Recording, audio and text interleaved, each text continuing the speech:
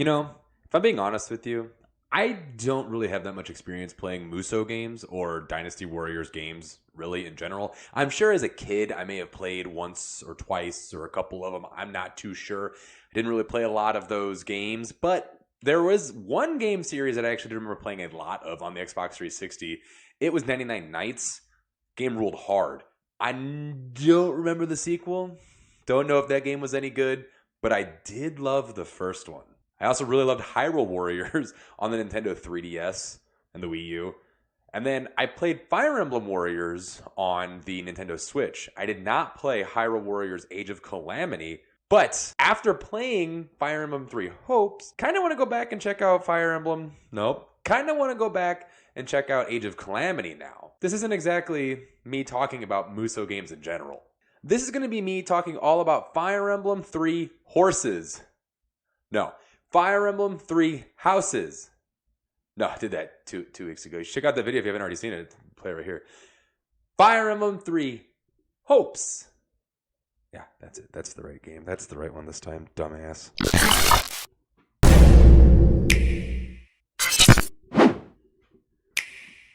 I don't even know where to begin with this review because, to be honest with you, this game is awesome. Like, just straight out of the box, we're just going to go straight for it.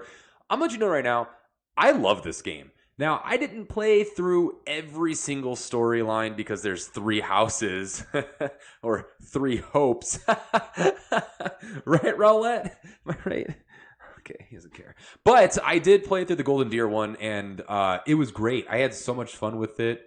Really enjoyed kind of what they were doing with this whole entire thing, where it wasn't exactly a sequel or a prequel or anything like that. It takes place in like the exact same storyline and the same timeline.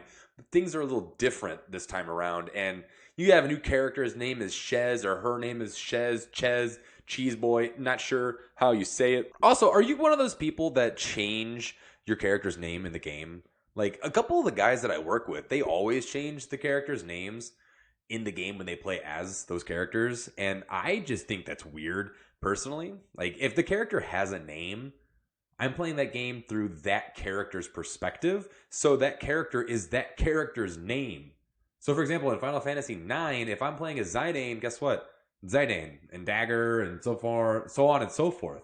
I'm not going to change their names to freaking Bubba or Cool Guy 3000. You know what I mean? Do you do that? Leave a comment down below. Also, like and subscribe to the channel if you're new here. Got a couple of new people coming through. I really do appreciate all the support this channel's been getting lately since I rebranded it over to good old AndyB Plays. Just want to say thanks for everyone, especially over on Twitter. We've been having a lot of fun over there. It's been a great time, but let's get right back into that review, shall we?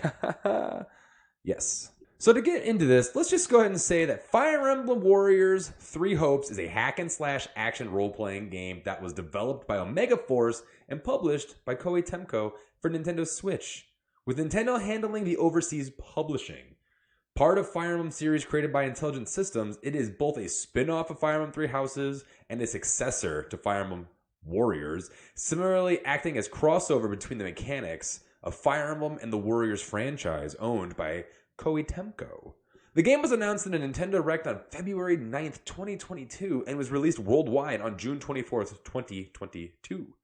3 Hopes is set in the same universe as 3 Houses, although characters and story elements from the original game, including the Cindered Shadows DLC, are heavily featured. It takes place in an alternate timeline, like I mentioned earlier, and features a new character named Shez as its protagonist.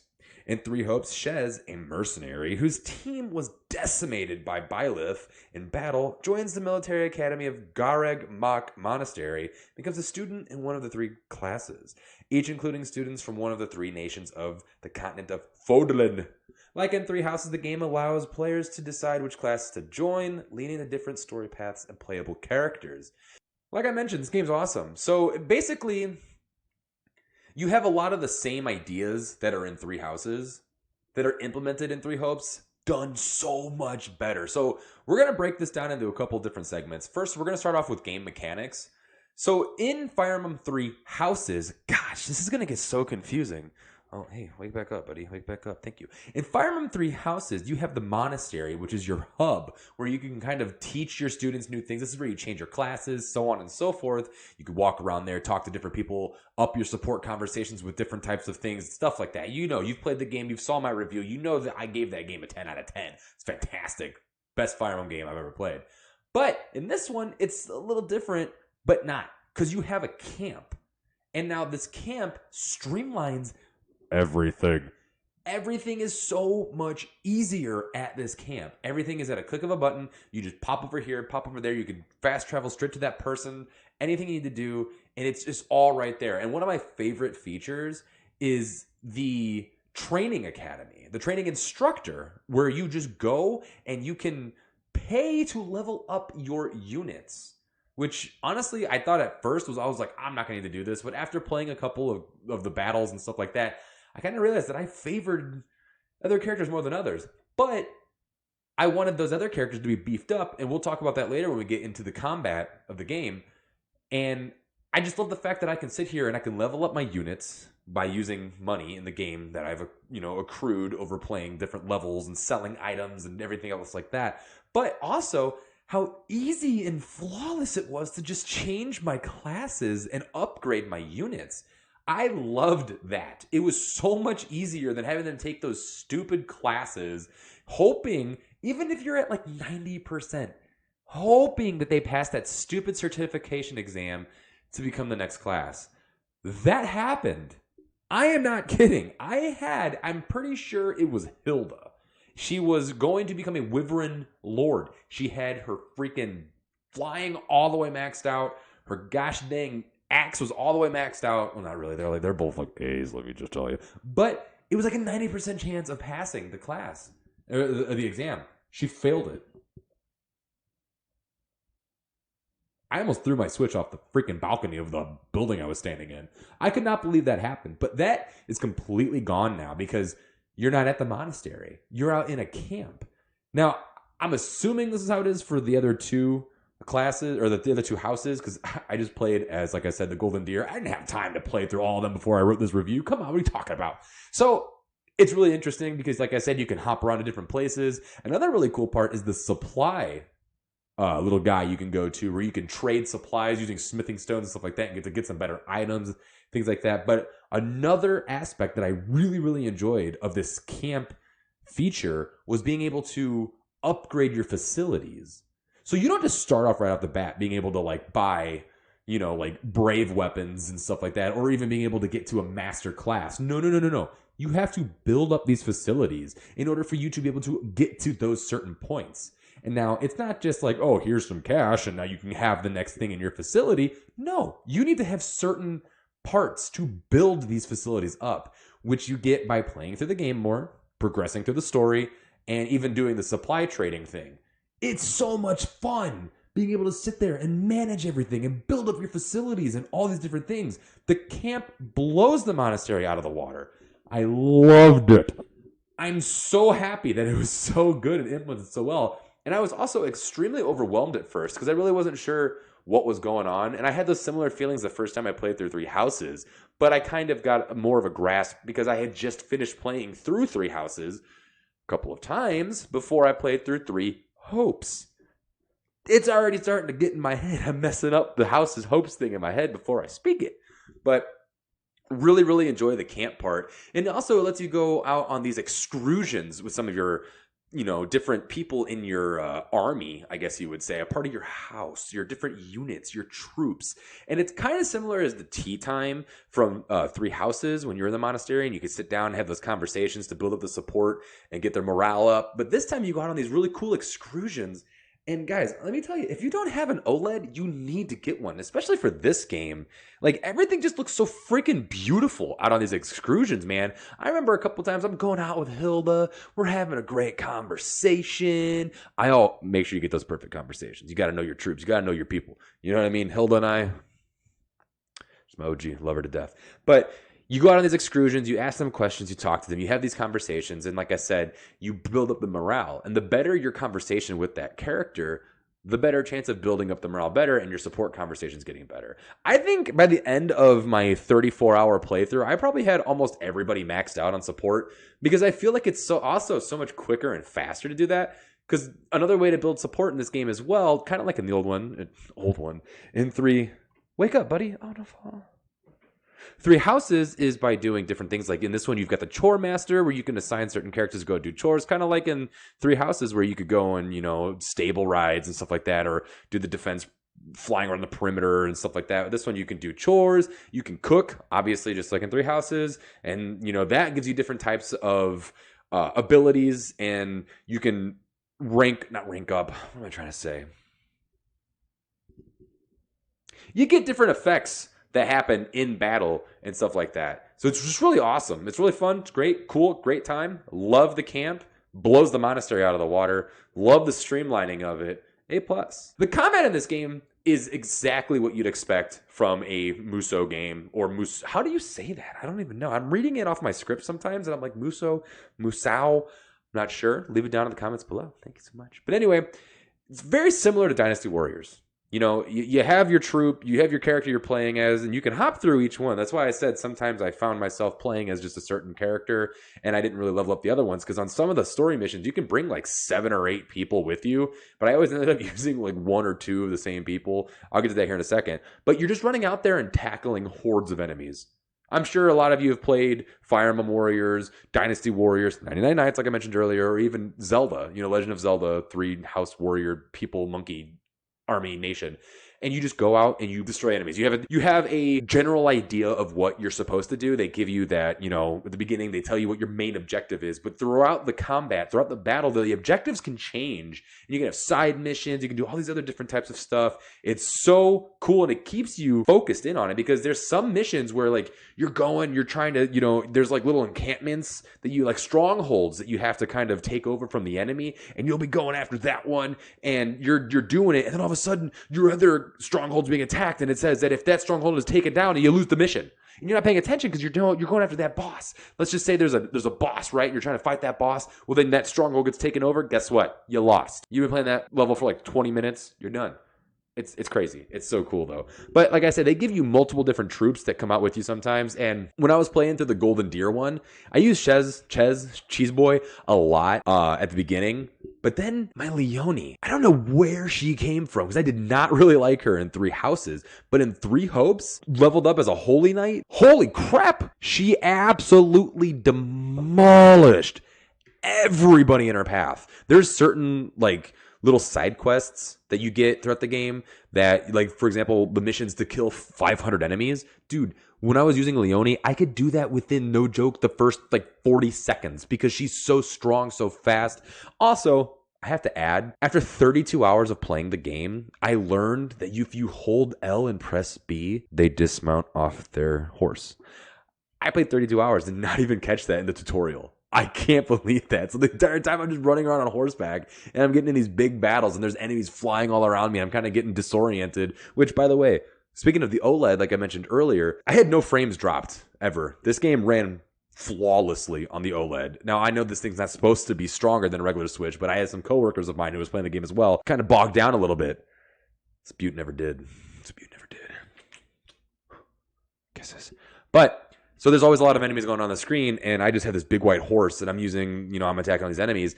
And then I realized that I can get off, and it kind of made it a little more simple when I was doing that. So I was like, oh my gosh, this is so annoying. So before every battle that you go into, you start off on this map, and there's different little icons on the entire map that you can go to. Some of them give you supplies. They give you secret missions that you could do. You can unlock Anna's secret shop if you find her on the map. If you go to the location she's at and unlock it, if you do it within the time frame, she'll go back to your camp. You can buy better items, stuff like that.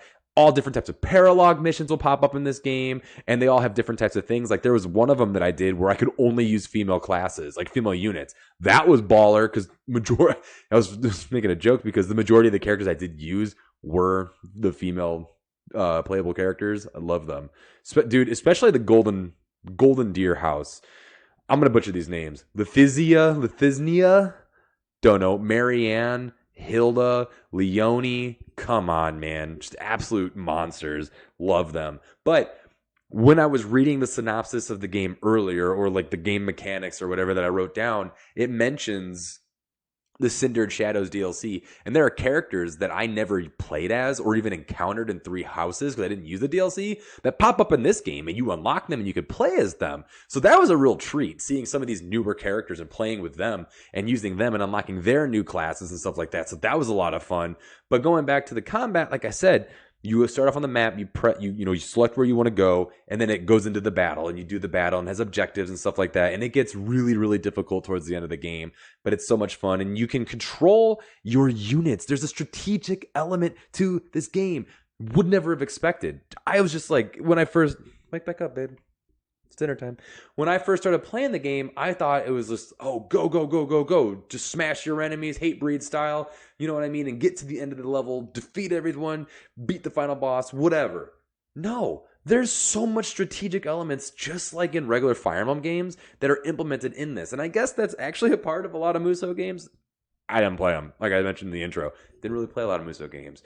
But it was really fun because there were certain times where I would have to defend a character. So I'm like, all right, everybody, defend her. Or there's one part towards the end of the Three Houses thing that I also didn't realize you could do until like one of the last chapters. One of the units I was protecting kept getting killed. So like it was like 3 or 4 times of me playing this chapter. And I'm like, I can't beat it. What's happening? Realized that my Marianne, who was a Grimoire, butchering these class titles and names. She was also a healer. Well, guess what? You can heal the unit you're protecting. But the whole game didn't even realize that. I don't know. How am I missing these parts of the tutorial? Why am I so stupid? Whatever. So now when I go back and eventually play the other houses, I will understand the game completely. 34 hours. And I didn't understand all the complexity of the game. Probably because I'm just big brain energy over here. You know what I mean? But I really enjoyed a lot of them. There was a lot of different variety in the maps that you play. Nothing really felt like it was the same, which was so great. I thought going into this, it was going to be cut and paste, cut and paste, cut and paste. And I'm so glad that it wasn't. So much variety in these maps. Had such a great time. So much fun. But there's one part that I didn't really seem to care too much for, and that was the story. Didn't really captivate me too much. I won't go into detail. No, I'm going to do that. I'm going to just preface that. A lot of my reviews, I'm not going to go detailed into the story because that's for you to determine if you enjoy or if you don't. I want you to make the decision to go out and play the game. I'll let you know what I think of the game, but at the end of the day, it's subjective and it's on you to decide what you think of it. So I'll just leave that as it is, where I'm just going to say the story just didn't really seem to captivate me.